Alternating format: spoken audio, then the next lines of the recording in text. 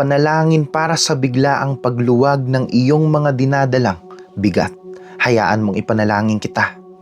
Panginoon, itinataas ko sa iyo ang kapatid ko na nanonood ngayon na tila pasan ang buong mundo dahil sa dami ng iniisip. Panginoon, ikaw ang nagsabing lalapit sa iyo ang lahat ng napapagal.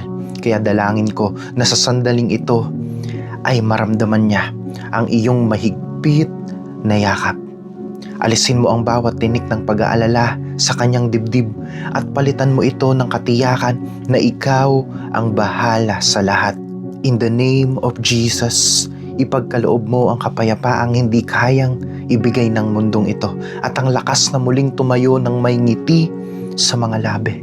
Panginoon, maghimala ka sa kanyang sitwasyon at ipakita mo na sa bawat pagsubok, ikaw ay laging mas malaki at mas dakila.